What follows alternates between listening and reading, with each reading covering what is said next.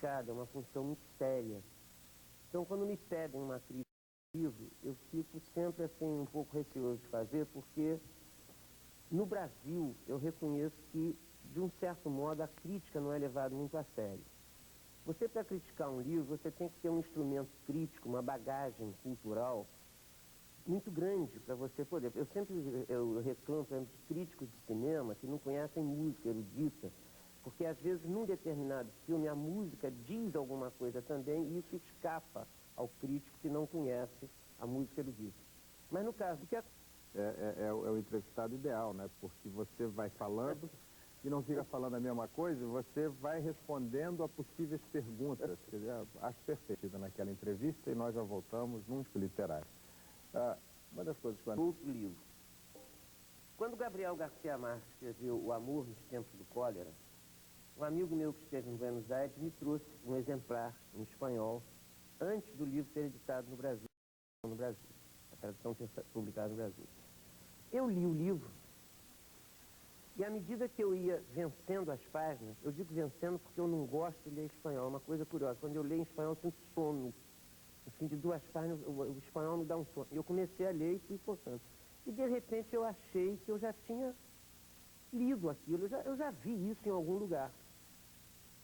E uma mulher conhecida minha disse assim, eu contei a ela, eu sei onde você viu isso. Onde é que eu vi isso? Ela disse assim, na novela O Casarão. Realmente eu rememorei, reconstruí toda a estrutura do Casarão e verifiquei que o livro do Gabriel Garcia Marques era perfeitamente igual estruturalmente ao Casarão. O que fiz eu? Escrevi uma carta para o Jornal do Brasil, onde eu botava, prezado senhor, escrevia um artigo e no fim assinava atenciosamente. O Jornal do Brasil publicou a minha ideia e ele deu o seguinte título, incrível semelhança, incrível parentesco, onde eu, inclusive, de uma forma quase que estrutural, uma forma fria, eu dividia a novela O Casarão em fragmentos e o livro do Gabriel Garcia Marques em fragmentos. Veja você, a estrutura era igual, mas o processo de representação empregado pelo Gabriel Garcia Marques era completamente diferente do processo de representação empregado pelo Lauro César Muniz. Confesso até, como disse no artigo, que para o meu gosto pessoal, o Lauro César Muniz tinha criado uma representação superior à do Gabriel Garcia Marques. Eu cheguei a dizer isso, porque na época o que me revoltou é que as pessoas, muito subservientes ao nome estrangeiro... Por isso é que eu acho que você deve ter horrorizado muita gente. Como é que Horrorizei pode comparar um autor de novela com um grande gênio? E as pessoas dizem, não, o livro do Gabriel Garcia Marques é uma obra-prima, é uma obra-prima. Realmente, o livro é muito bom, mas não é uma obra-prima. Agora, o que eu queria dizer a você é o seguinte, às vezes você tem a mesma ideia e você tem representações completamente diversas. Então, o que eu acho é justamente isso. Você tem que pegar o fato objetivo, você tem a fonte, e a partir dessa fonte você cria uma representação para a fonte.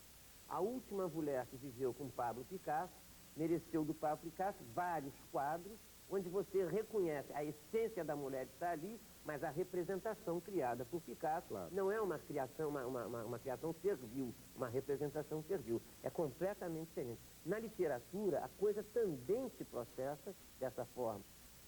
No Brasil atual, é muito difícil você encontrar uma pessoa que escreva com a clareza, por exemplo, do André Amaro. Você já pressente que tipo de jornalista sairá daquele meio.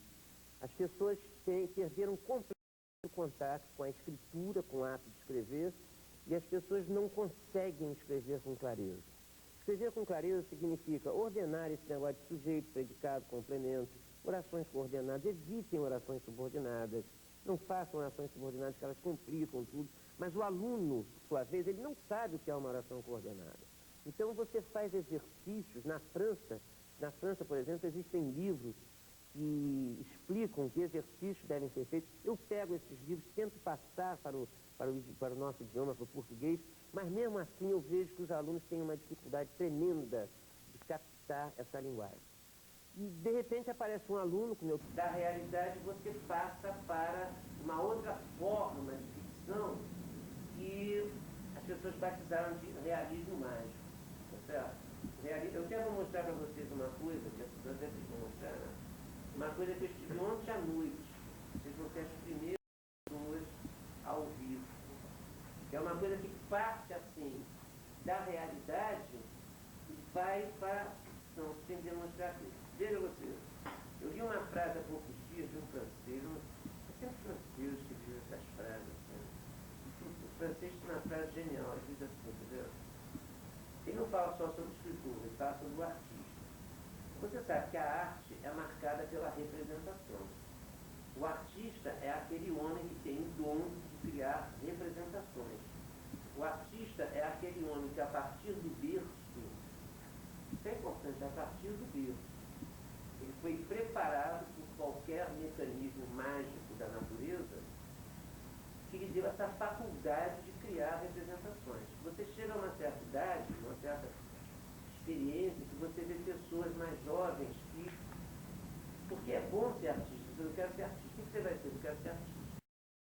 Tinha uma sobrinha que dizia, o que você quer ser? Eu quero ser artista ou telefonista. Ela queria ser artista ou telefonista. Quer dizer, ela associava essas duas coisas. Então, você... É bom ser artista. Você chega assim, aos 30 anos, você não foi artista até então. Então, aos 30 anos, você resolve, vou ser artista. E realmente você não consegue, porque é necessário que essa percepção, a história da percepção, é a mesma história da sensibilidade. É um negócio que você tem que entender. A história da percepção é a mesma da sensibilidade. Não há sensibilidade sem percepção. Não há percepções sem sensibilidade. E essas histórias, elas são muito antigas. Essas histórias vêm do berço. Tá certo? Você vem do berço. Você não vê uma pessoa que pesava 140 quilos, que fez dieta e ser bailarina.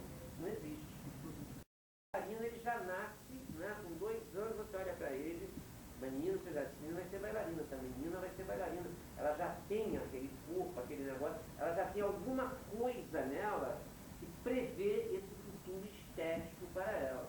Então a história da percepção é a mesma da sensibilidade. Não sei o que eu estava falando disso. Ontem à noite, veja você, ontem à noite, eu moro na Tijuca, em Andaraí, aí eu vinha de carro, passei pela Praça da Bandeira. Eram 6 horas da tarde. Primeira coisa, eu quero jurar pela minha mãe morta com muita verdade.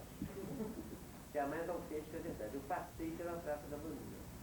Na Praça da Bandeira tem um viaduto dos marinheiros. E eu olhando, o trânsito estava engarrafado, e eu olhando para o viaduto dos marinheiros, eu vi, e nesse momento eu me reportei à minha infância, ali naquele trecho, depois da Praça da Bandeira, havia uma fábrica de chapéus, e meu pai era gerente dessa fábrica de chapéus. Meu pai morreu com 55 anos, morreu muito moço. Meu pai se chamava Marino Francisco Del Gil. A minha avó, que era filha de italianos, meu avô era italiano, minha avó era filha de italianos, ela brincava com meu pai, quando chegava lá, já com 80 anos, e chamava meu pai de Marino Francesco. Ela dizia assim, Marino Francesco, era o meu pai. E naquele momento, eu vi a rua, ontem, né? Vi a rua, e meu pai trabalhava ali e tal, e eu dirigindo o carro, me lembrei disso. E eu disse assim, poxa, e meu pai tinha um Ford verde escuro, que ele adorava o carro, foi uma das últimas coisas que ele comprou, né? De 3 anos antes de ele morrer, 46, e a placa do carro era 22.152, nunca mais eu esqueci. E ele saía, entrava na rua, naquele coisa, pegava aquele viaduto da Quinta da Boa Vista e ia para casa, que nós morávamos em São Cristóvão. E eu, naquele momento, eu me lembrei de tudo isso. Eu disse assim, pô, se meu pai estivesse lá agora vivo, ele estaria com 93 anos, eu pararia lá, daria uma carona para meu pai. Então, esse troço me deixou assim emocionado. Então, essa foi a realidade. Foi uma realidade, meu pai existiu com 55 anos. Então, daí eu parti para a ficção numa página. E, realmente, eu vou ler para vocês, chama-se A Única Vez. Meu pai morreu há 44 anos, no dia 30 de outubro de 1950. Estava beirando 55. Todas as manhãs ia para o trabalho num Ford P46, verde escuro, de 2 portas, placa 22152. Informação só deu uma informação. Nosso apartamento em São Cristóvão não tinha garagem e o carro dormia na rua. Meu pai se preocupava com a pintura. O sereno desbotava o verde escuro, etc. Mas isso tudo ficou lá. Ontem, às 6 da tarde, quando eu voltava para a Tijuca, passei pela Praça da Bandeira e me lembrei de meu pai. Ele trabalhava numa fábrica de chapéus logo depois do viaduto dos marinheiros. Imaginei que se ainda estivesse vivo, e se o Ford não existisse mais, eu poderia lhe oferecer uma carona. Nesse momento, talvez movido pela saudade, gritei seu nome do modo italianado como minha avó o chamava. Marino Francesco! Em menos de um minuto, surgiu na minha frente, entre os automóveis em alta velocidade, um Ford Coupé de 2 portas, verde escuro, desbotado, placa 22152. Assustado, alcancei o carro e dei de cara com meu pai ao volante. A mesma nobreza do perfil que eu invejava. Os cabelos brancos, sem paletó, o colarinho arrematado pelo nó impecável da gravata e um cigarro com ponta de cortiça entre os lábios. Durante um segundo, ele se virou e olhou para mim, sem me ver, com aquele olhar indiferente com que não vemos os desconhecidos. Depois, acelerou e tomou a direção da Quinta da Boa Vista, como se estivesse voltando para casa há 44 anos. Foi a única vez que eu vi meu pai. Então me pareceu naquele momento que eu nunca tinha visto meu pai, como o meu imaginário permitiu que eu visse meu pai naquele momento durante a elaboração de uma ficção. Então a ficção ela traz esse prazer ao escritor. Eu nunca esperei que um dia eu fosse rever o meu pai nesse momento imaginário, tá certo? Que é o momento onde você liberta tudo que existe dentro de você e você depois pode colocar a emoção de lado, sentar no computador, escrever essa história e corrigir as palavras que você não quer, substituindo-as por outras. A emoção não está mais presente. Você fixou dentro de uma página de papel aquele momento. Eu trouxe outro exemplo também para dar para você, mas eu mostro depois. Vocês querem fazer alguma pergunta aqui? A representação é a função do artista. O artista tem que representar, tá certo? Então as pessoas veem uma peça do Nelson Rodrigues e dizem assim, como se coisa, o Nelson Rodrigues tem tanta coisa bonita na vida que o Nelson Rodrigues representar, e representa coisas feias, né? Tem muitas vezes eu não gosto de teatro assim, eu gostaria de uma peça de teatro onde tudo se desse bem, ou seja, um Romeu e Julieta que durasse 5 minutos. O Romeu vai ao baile, conhece a Julieta, gosta, chega em casa, olha, ela vai conhecer uma moça da família dos Capuletos, ali, ótima, a Julieta, mas são muito amigos nossos. Vamos fazer o casamento. Casava e acabava a história. Então essa é a felicidade é isso. Mas a felicidade não é isso que vai ser retratado pela arte. Então o francês assim, o papel do artista é representar. Mas não é fazer a representação de coisas belas. O papel do artista não é realizar a representação de coisas belas. É realizar belas representações de coisas. Tá certo? Você tem que pegar a coisa horrível, qual seja, Cristo morrendo na cruz, uma insuficiência cardíaca, e não sei quanto, na verdade, a pressão subia para 30, né? Ele todo ensanguentado, preso na cruz, branco, sem sangue, e realizar uma obra como Cristo, com os vários Cristos crucificados do Matias do Neval. Né? Que a mulher, na aula do professor lá da escola da Venezuela, quando ele forte nesse ano, como entender a pintura, quando ele jogou o slide do Cristo crucificado, a moça olhou e disse, que maravilha, ele falou o slide, maravilha?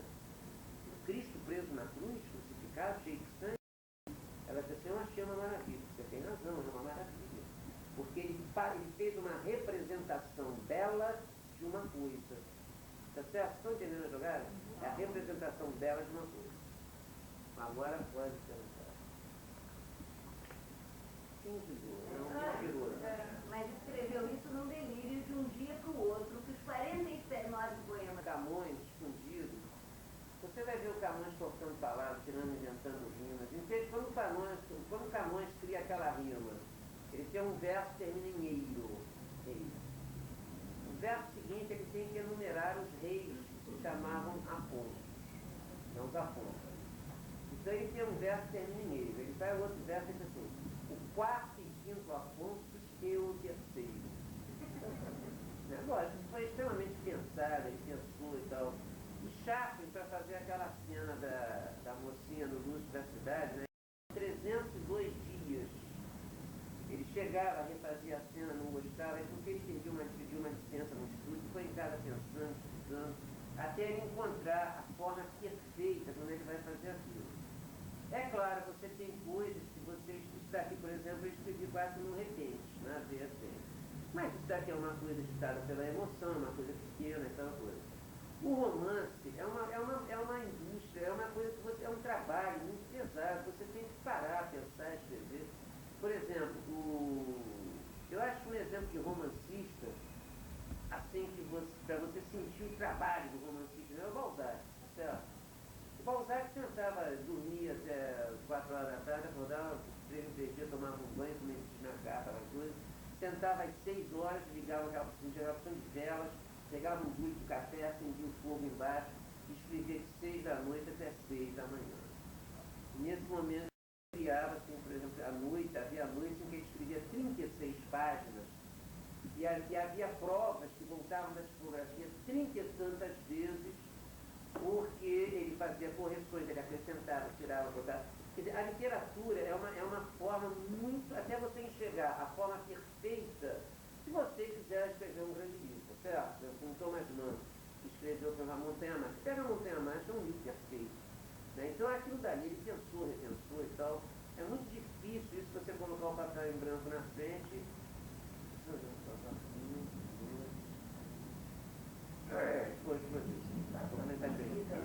Você já vem com aquilo. Sabe o que acontece no escritor? Quer saber como é o escritor? O escritor é assim. Você escreve durante o tempo todo. O escritor escreve desde o momento que acorda ao momento que dorme. Ele forma frases. Por exemplo, você vem dirigindo o carro e as frases vão formando com vírgula, com tudo. Entendeu? Por exemplo, ele diz assim, amar uma cidade é amar suas esquinas e ruínas. Isso você faz dirigindo o carro. Você vem, aí quando chega em casa, você pega o lápis, amar uma cidade. Isso você escreveu dentro do carro. Você tem aquilo tudo bem se formando na sua cabeça. Então depois o cara, numa entrevista, ele diz que viu o papel em branco e de repente houve uma explosão. Tá certo? Isso aí é muito... A música é assim, a música você tem um tema, aquele tema fica na sua cabeça, você anota, você faz uma anotação. Beethoven tinha um caderno só de anotações de temas. Ele era surdo, né? Ele estava num lugar, ele imaginava um tema, ele chegava ali e anotava. Aquilo depois ia se multiplicar nisso, naquilo, outro, etc. Tá? Agora, realmente, você vive sempre buscando os temas. Eles servem, vou mostrar assim, essa outra coisa também que vem, é curtinho também, coisas curtinhas. Aqui eu vou dar até uma cópia a vocês, para vocês. Fiz no computador, ela ficou bonitinho, tá vendo? Vou dar uma cópia a vocês. Veja você, na ópera Turandot, né, tem um momento em que aparece o imperador de Pequim, e o povo, a população, num coral, deseja 10.000 anos de vida ao imperador de Pequim. Tá? Então, eu, quando vi aquilo, eu disse assim, o pessoal desejou 10.000 anos de vida ao imperador de Pequim. Acontece que tem uma gravação dessa, e quem faz o papel do imperador de Pequim é um antigo cantor francês, Yves Guillemot, que quando ele faz o papel, ele está com 84 anos. e ele faz o papel do imperador, ele entra em cena, ele canta pouco, mas faz o papel. O coral vem e deseja a ele 10 mil anos de vida. Veja você. Aí eu fiz assim, peguei o negócio do Jorge Luiz Borges, né, botei até assim, relatividade em nome de Borges. Durante uma das primeiras apresentações da ópera Turandot, é a realidade, tá certo? Entendeu? Durante uma das primeiras apresentações da ópera Turandot, ocorreu um fato desconcertante. Quando num coral soberbo, o povo de Pequim desejou 10 mil anos de vida ao imperador, ele interrompeu o espetáculo e mandou fuzilar todos os componentes do coro. Há 364 dias, o monarca havia completado 9.999 anos de idade. Faltava um dia para ele fazer 10 mil anos. Se o cara desejasse ele 10 mil anos, já queria dele morto. Ele foi interromper o negócio, manda fuzilar esse coro está contra mim. Uma pessoa como o Barbosa Lima Sobrinho, você não pode chegar para ele, Barbosa Lima, deseja 100 anos de vida a você. Pô, faltam 4, meu irmão. Então você para ele, você tem que desejar 500 anos. Existe uma relatividade. Essa relatividade você vai tirar de onde? Você vai tirar da ficção. É na ficção que você vai encontrar esse tipo de relatividade. É daí que você surge, você cria as ficções, você cria as anedotas, etc, etc, etc. Isso aconteceu comigo que a música para mim é uma coisa assim importantíssima na minha vida. Se uma pessoa tirar a música de meu humor, entende? Porque existe esse universo riquíssimo que você penetra nele, que alguns é dado penetrar, para outros não é dado. É uma coisa que algumas pessoas penetram e outras não. Por exemplo, então você tem escritores que penetraram na música, como por exemplo Machado de Assis. Machado de Assis, ele foi um homem que, com os parcos recursos que havia no século XIX, ele tinha um conhecimento musical profundo para aquela época. Ele foi diretor da Sociedade Beethoven, que havia no Rio de Janeiro. Ele frequentava todos os teatros de ópera, que às vezes não eram poucas. Então vocês eram poucos. Você vê, quando você conhece muito, você vê ele citando certas áreas, como por exemplo, Hernani Volani, da ópera Hernani de Verdi, ele cita essa área, que é uma área rara, você ouvir. Você não ouve essa área assim com frequência. Mas você vê Machado de Assis, então você percebe que a criação estética do Machado de Assis, ela traz implícita nela essa musicalidade. A primeira vez que eu falei no Centro Cultural Banco do Brasil, logo no Centro Cultural Teatro, foi uma palestra também sobre a ópera e Machado de Assis, para mostrar que tipo de influência era essa que havia dentro da obra de Machado de Assis. Outro escritor que tem um conhecimento musical profundo é o Thomas Mann. Então, por exemplo, quando você vê o Dr. Falco do Thomas Mann, você percebe o equilíbrio musical, soluções, embora elas não estejam contidas, assim, explícitas, é uma montanha mágica. Você percebe quando o escritor conhece música, quando o escritor não conhece música. Eu não estou dizendo que o escritor que conhece música é superior ao escritor que não conhece, hein? Mas você nota as duas diferenças. Mas o Dr. Falco atrapalha, no caso do leitor que não tem esse livro. Perfeito. Não, você não consegue entender o livro, se eu você não não mais conhecer que existe, eu não percebi e tal, eu não me atrapalhei nada com o seu André. Isso daí é uma coisa que no nosso país, isso é uma coisa que no Brasil, só há uma palavra que defina esse escritor brasileiro. Posso dizer a palavra? Um grande escritor, aquele cara que faz, por exemplo, assim, Joyce, está compreendendo? Porque você pega assim, Gabriel Garcia Marques, um grande escritor, ele tem cultura. Então você fica agora, você não tem certos escritores como há no Brasil, que pegam citações gratuitas, assim, tiradas de livros que ele lê, ele põe a citação, para que o leitor pense, e veja como ele tem cultura. Tá certo? O cara joga assim citações. Mas a cultura não está na citação. A cultura está justamente no tratamento do tema. Você pega um escritor como Balzac e ele tem acessibilidade, ele não é preconceito, ele não entende porra nenhuma de música. Balzac não entendia nada de música erudita. Quando ele chega no final do César Birotões, esse homem que chegou com a cabeça cheia daquelas harmonias divinas que ele acabara de ouvir de Ludwig van Beethoven, você sabe que ele não entendia de música, não é nada disso. O cara morreu com a quinta sinfonia na cabeça. Pô, isso não existe. ilustrada. Então, quando ele vai escrever Massimiliano Adoni, e justamente todo o enredo do Massimiliano Adoni vai ocorrer num teatro onde estão levando Moisés do Rossini, e ele quer associar esse Moisés do Rossini à narrativa dele, o que faz ele humildemente? Ele descobre um músico alemão que morava em Paris, frustrado, um músico fracassado, que conhecia profundamente Rossini e que toma aulas particulares com o cara. Ele diz, o que é o Moisés do Rossini? E o cara explica ele tudo, o cara pega a partitura, mostra tudo aí. Esse ponto aqui, o Moisés significa assim, assim, a partitura de Rossini, aquela... Então ele, quando escreve, o livro se torna luminoso, transparente, porque você percebe que ele entrou por alguns instantes naquele mundo da música e dali ele vai construir os temas dele, tá certo? O xadrez, tal como a outra história, ela surge como uma alegoria, tá certo? A alegoria é uma outra forma que você usa na ficção, principalmente no realismo mágico, quando você determina uma determinada verdade na qual você acredita, tá certo? E você quer que outra pessoa também acredite na sua verdade.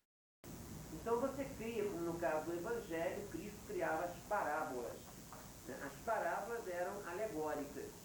Veja você, quando você vê um desfile de escola de samba, e você vê a alegoria passando, aquela alegoria é uma realidade transformada naquele emblema escandaloso. A alegoria tem que ter alguma coisa de escândalo. Você não pode ser contemplativo na alegoria. A minha alegoria vai ser uma alegoria mansa, não pode. A alegoria ela tem que pegar fogo, ela tem que ter paetês, canutilhos, etc, etc, para que ela se torne uma verdade. E a alegoria ela tem que ser perfeitamente lógica. E outra coisa, entra aí a coisa musical. A alegoria ela tem que ir num crescendo. Ela tem que crescer. Da mesma forma que você usa uma sinfonia de Beethoven e de repente você vê que aquilo cresce. Tá certo? Ela tem que crescer, ela não pode nunca decair. Uma alegoria ela tem que passar por um processo de aceleração e um processo de crescimento. Logicamente, parábola dos jogadores de xadrez, entra aquele negócio que você falou a respeito do Dr. Paulo. Houve pessoas que leram e assim, porra, não entendi, porque a pessoa não sabe jogar xadrez, então você tem que ter assim, não digo que seja. Pedir uma salva de palmas para a pessoa que acabou de chegar, Cairo Verdade, é uma das pessoas que eu mais admiro.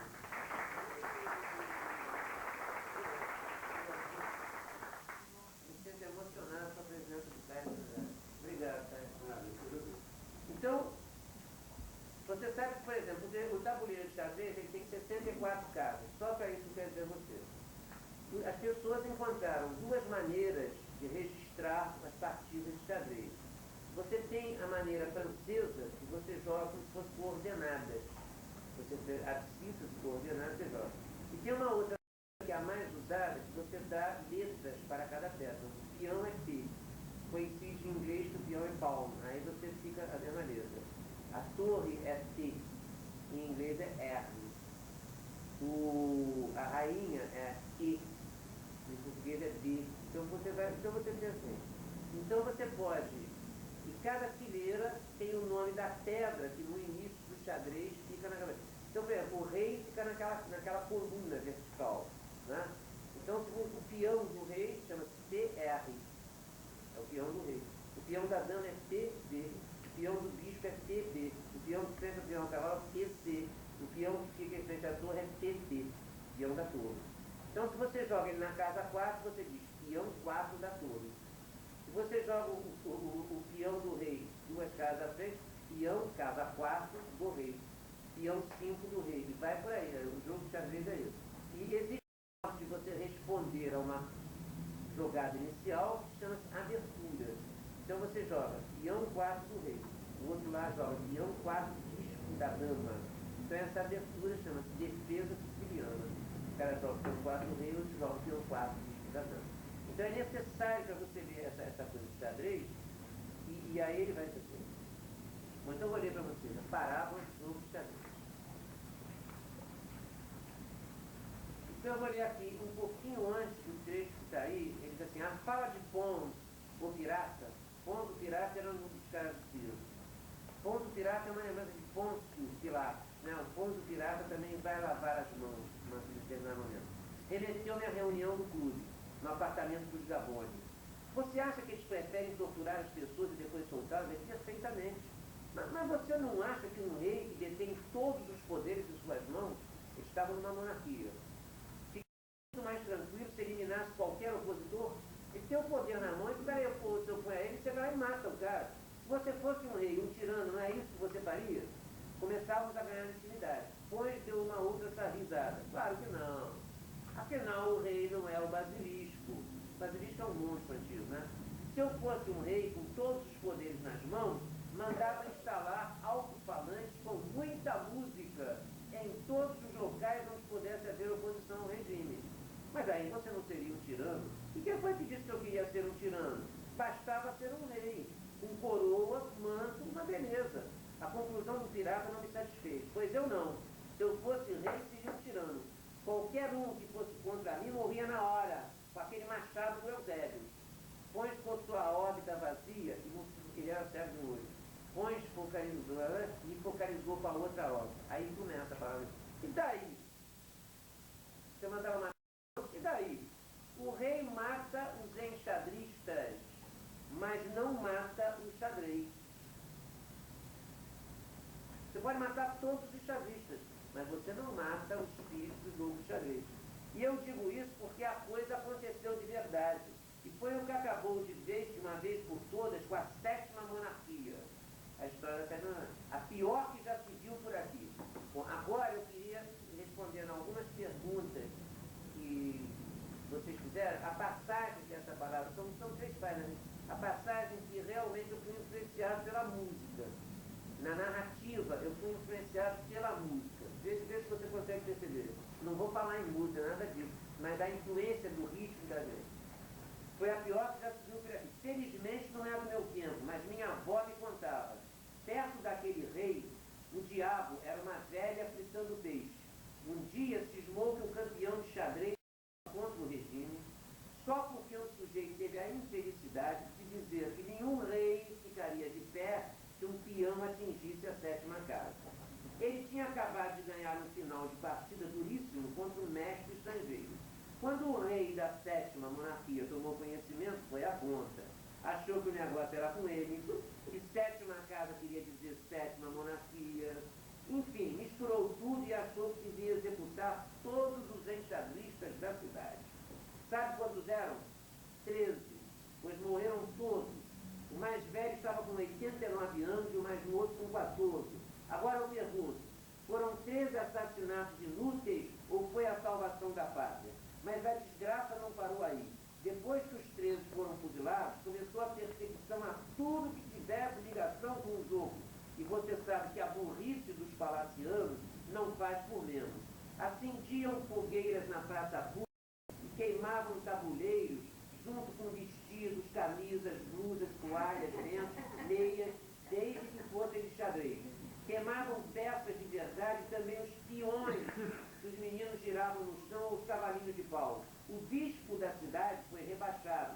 As carruagens passaram a ser puxadas pelas éguas. As torres da igreja foram transformadas em cúpulas. As damas da corte eram tratadas de alteza. Pagamento só em dinheiro vivo, nada de cheques, para não embaralhar com os cheques dos enxadristas. O próprio rei preferia ser chamado de soberano ou monarca, para evitar confusões desagradáveis. E pronto, a corte inteira pensou que depois dessas medidas, o problema estivesse liquidado. Mas é como eu dizia, o rei mata os enxadristas, mas não mata o xadrez. Um dia, o pai do tal enxadrista de 14 anos, assassinado pela 7ª, trancou-se no sótão com o mais novo, desenhou um tabuleiro numa folha de papel de padaria, recortou as 32 peças num pedaço de papelão e ensinou ao moço as regras do xadrez.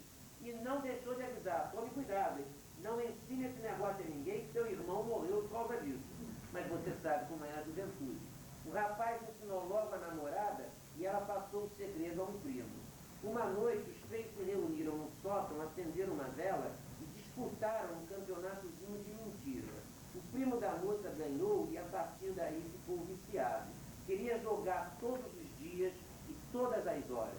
Uma tarde foi à igreja visitar o tio, o tal bispo que tinha sido rebaixado, e mostrou a ele o movimento das peças. O padre se apaixonou pela xadrez e ensinou um fiel. Agora vem a música. O fiel ensinou a outro. O outro ensinou a mulher ensinou a criada ensinou ao operário, o operário ensinou ao bêbado ensinou ao sóbrio ensinou ao ladrão, o ladrão ensinou ao policial, o policial ensinou a amante ensinou ao artista, o artista ensinou ao médico, o médico ensinou ao doente, o doente ensinou ao morto, o morto ensinou ao verme, o verme ensinou a semente ensinou a terra ensinou ao vento e o vento ensinou a cidade. Agora havia 169 jogadores prontos a enfrentar qualquer partida. Os primeiros campeonatos de verdade foram disputados na igreja. Enquanto o padre fazia uma prédica sobre o evangelho, os fiéis fechavam as portas, afastavam os bancos e armavam o tabuleiro nos ladrilhos pretos e brancos. As peças eram os santos dos altares, as virgens, os cristos, os apóstolos, os anjos, os centuriões.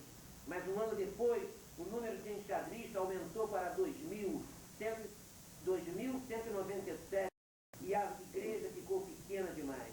Então os jogadores tomaram coragem e organizaram-se num grupo clandestino. Cada um levava no bolso um quadradinho de papelão branco ou preto. Quando estavam reunidos, formavam os tabuleiros. 16 pontas de cigarro serviam como peões. 2 isqueiros eram os reis. 2 tampas de caneta as damas. Os cavalos, 4 brincos. Os bispos, 4 moedas. E as torres eram representadas por 4 caixas fortes. E jogavam. Jogavam até sentir que a liberdade se resumia no prazer de um cheque-mate na estupidez monárquica. E o número de enxadristas aumentava. De manhã, se alguém passasse pelo parque ou pela praça da cidade e visse as donas de casa com seus berços, sentadas nos bancos, contando as façanhas dos filhos ou trocando receitas, não perceberia que havia 8 mães e 8 berços de cada lado, recebendo ordens de 2 jogadores que fingiam passar a praça. Às vezes, um deles se aproximava de uma das mulheres e se queixava do calor. A mulher trocava de lugar e a partida prosseguia. No final, a cidade se transformara num gigantesco tabuleiro. Não havia um só habitante, pobre ou rico, preto ou branco, velho ou moço, que não conhecesse as regras do xadrez. Com todas as aberturas, variantes, subvariantes e finais. Um povo composto de 4.526.809 campeões. Foi quando o rei descobriu tudo. O oficial da guarda ouviu palavras estranhas numa discussão entre 2 auxiliares, achou que era um código e foi consultar o marechal de campo. O velho ficou apoplexo. Isto é xadrez. Os 2 auxiliares foram presos e confessaram que a cidade era o tabuleiro do povo. Na manhã seguinte, a notícia estava no ar. Os 64 quarteirões que se estendiam em frente ao Palácio Real pareciam desertos. A cavalaria saiu para uma inspeção e percebeu que nas 16 quadras formadas pelas 2 últimas ruas havia 16 jogadores imóveis em posição de ataque. Ao ver os cavalos da guarda, o enxadrista mais velho gritou: "Peão 4 do rei!" Os soldados não entenderam. Voltaram ao palácio e contaram o fato ao marechal de campo. O militar dispôs 16 oficiais na mesma posição, os enxadristas, e pensou: "Vamos ver quem joga melhor." E ordenou: "Peão 4 do bispo da dama." Montou a cavalo, galopou até o ponto que se encontrava o soldado que correspondia ao peão da dama, ergueu a espada e soltou uma descompostura: "Você, seu idiota, trate de marcar essa quadra, saltar a outra e se colocar lá adiante na seguinte." O oficial obedeceu. Quando o campeão do povo tomou conhecimento da jogada real, não teve dúvidas.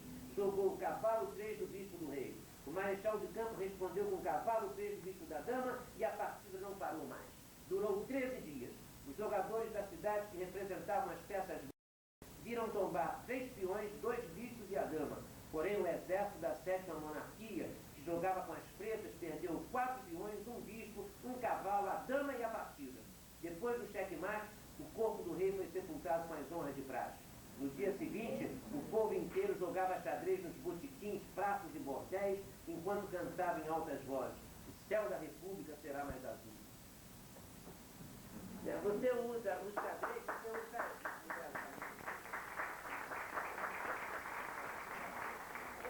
o jogo do xadrez como metáfora, tá certo? É a metáfora para a resistência, não é? E você veja que, mais uma vez, a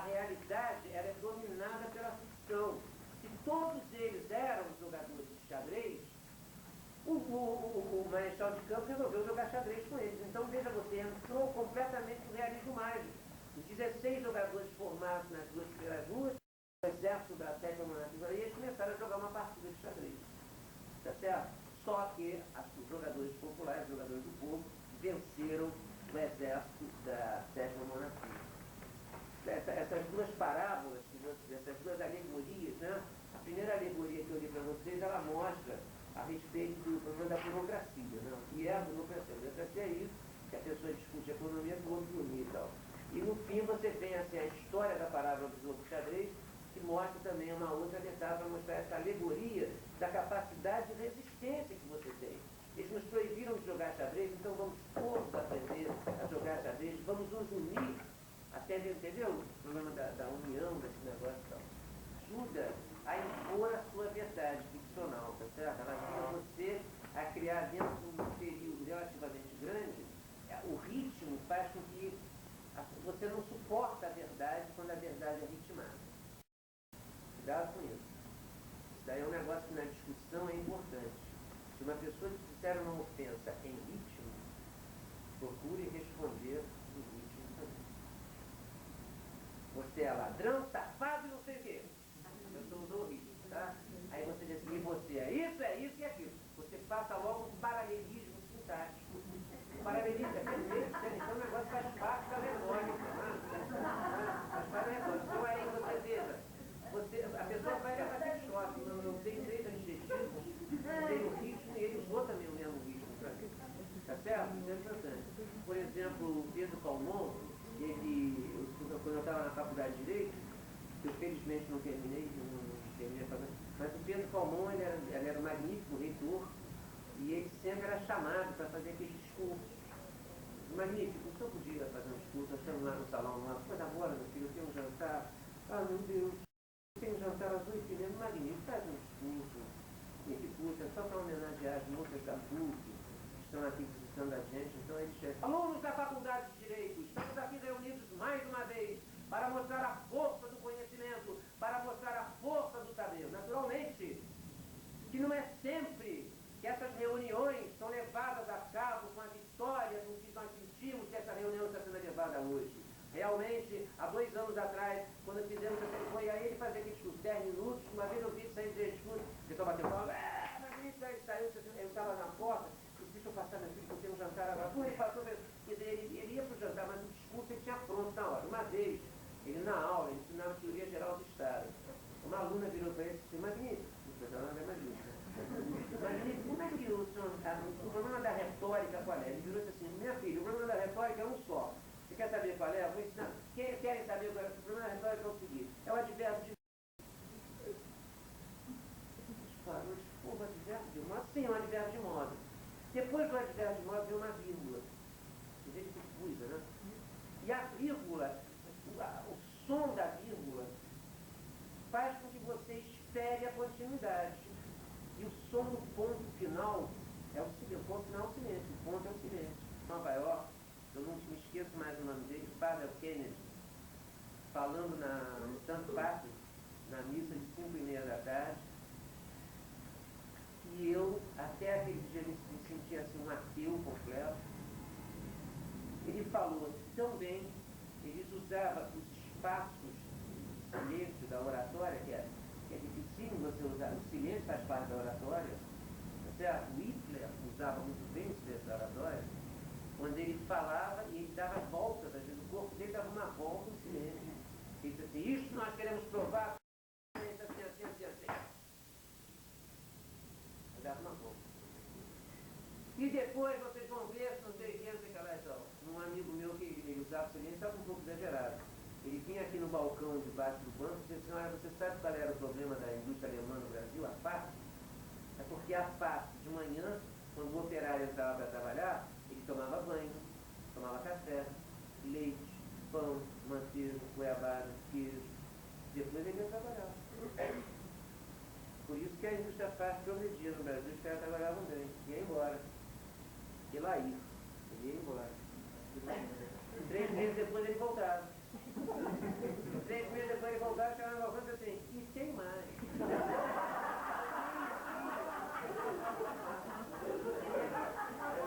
3 meses depois ele prosseguiu a era um espaço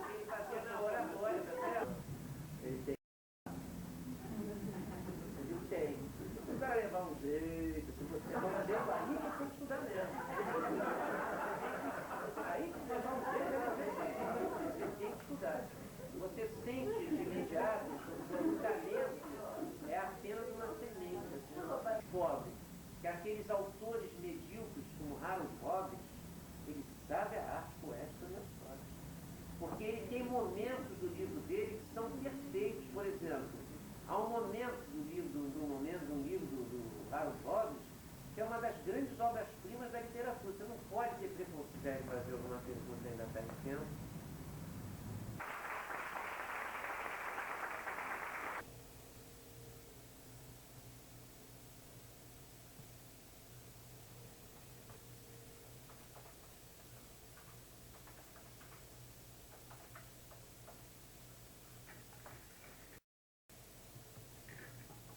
George Gershwin, ele sempre se interessou por música erudita, não fosse ele o compositor que ele é. Compositores americanos da época diziam assim: nós apenas fazemos canções. George Gershwin é um compositor. E realmente foi um compositor. Porgy and Bess foi o resultado de um interesse que ele manteve durante vários anos, durante toda a vida, para compor uma ópera. Ele dizia que a sua ópera devia ter algumas características estruturais dos mestres cantores de Wagner. Ele sempre foi muito interessado na música de Wagner. Finalmente, ele assistindo a uma peça de Du Bois Hayward, Porgy, ele se interessou pelo argumento e depois de várias marchas e contramarchas, como sempre ocorre nessas situações, ele compôs o Porgy and Bess. O libreto é do Bois Hayward e os versos são também do Bois Hayward, mais o irmão dele, Ira Gershwin.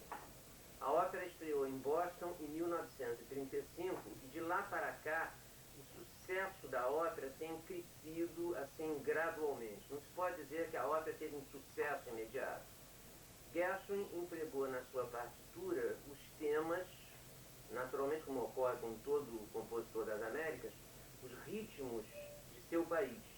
No caso dele, as Blue Notes, né, as síncopes do jazz, do qual ele foi assim, um dos grandes apreciadores e um dos grandes incentivadores. A versão que vocês vão assistir hoje, finalmente o Centro Cultural Banco do Brasil vai poder assistir o Porgy and Bess, que é um pedido dos seus frequentadores já há 2 ou 3 anos, insistentes. Finalmente apareceu uma versão extraordinariamente bem feita do Porgy and Bess, e paradoxalmente feita na Inglaterra, pelo Festival de Glyndebourne. Vocês vão ver cantores como Willard White, jamaicano, que vocês já conheciam do oratório Liverpool, de Paul McCartney, e também de uma gravação do Amadeus, o filme Amadeus, a voz do Leporello é a do Willard White. Gravações também do Festival de Glyndebourne, do Rato do Serralho de Mozart, também com ele. Ao lado dele você vai encontrar Cynthia Hammond, que é uma das mais perfeitas Besses de todos os tempos.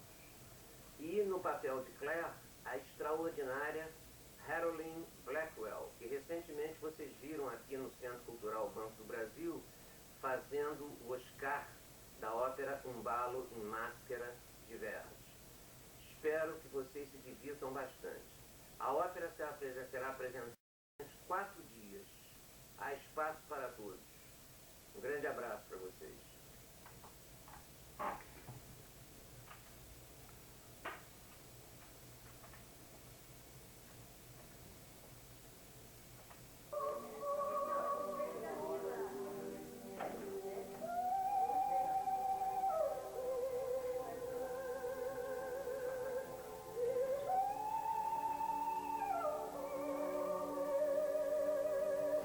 O criador do texto e uma encenação. Eu até sugeri a ele que nós podíamos até organizar um vídeo a respeito disso. A gente proporia o Gregório como mediador, caso surgisse uma discussão mais acirrada entre nós. Ele apartaria com Ele apartaria com a força que tem e a gente continuaria discutindo. O gravado em vídeo, o fato para mim é muito emocionante nesse evento, vai ser da área de serviço, que foi o Marco Antônio Brecht, já disse isso a várias pessoas, inclusive ao produtor e tudo. O Marco Antônio Brecht tinha 17 anos, estava na minha casa no dia que eu acabei de datilografar essa peça e li para ele. E naquele momento ele ficou muito emocionado e disse que se algum dia ele fosse diretor de teatro, ele dirigiria essa peça.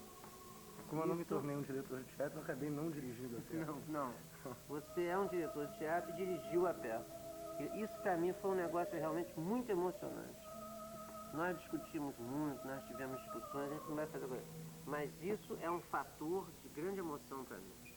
Eu conheci o Brecht quando ele tinha 14 anos de idade, 13 anos de idade, né? E isso para mim é muito emocionante. Eu estou dando essa peça, que é a primeira peça que eu vejo minha montada, dirigida pelo Marco Antônio Brecht.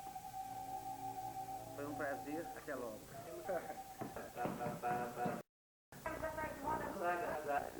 É o prêmio dessa luta, mais é o lixo. É que começava. A partir daí reiniciava o canto chão, acentuando o ritmo das máquinas e cantando de maneira mais frenética. O irmão de Ladislau não descolava. Os últimos versos já deram uma dorzinha de cabeça. Um bando de operários sem educação fez a gracinha de mudar a letra. E na hora do expediente cantava: meu destino é o trabalho, minha vida é a labuta, eu quero que vá pro Batão, filho da... Pois é, os fiscais descobriram, botaram os caras na rua, sei lá. É engraçado essa coisa da ópera do samba enredo, né? É engraçado essa coisa da ópera também. A gente tem que botar isso no espetáculo. Essa ideia, A minha eu tenho um samba enredo pra isso. Você tem alguma coisa gravada? Tenho. Que a gente pudesse tocar lá? Tem gravado, mas mas no final, assim. É um documentário. interessante. O samba é assim. Você podia botar na fita pra mim, né? Vou botar você. Tem alguém do samba. É a ópera do povo. Aí, tirou legal. Não disse nada de novo. O samba é a ópera no pé. Eu acho até que a grande injustiça social é fazer do municipal um reduto de bacanas. A ala das baianas numa escola, quando canta mata a escola, qualquer garganta internacional. Vamos sambar este libreto na avenida, exaltar no asfalto a ópera da vida, tentar unir elite e povo na Sapucaí. Vamos cantar um samba em área de duetos, feito a verso sem falsetas nem falsetos. Ver uma ópera sambando, é isso aí. No primeiro ato, uma condessa se enamora de um fascista que é motorista do conde. O conde, ao saber ficar possesso e em excesso, prende a condessa na quinta de um visconde. No segundo ato, uma surpresa, quando se vê presa, a condessa abre o bico e dá para trás.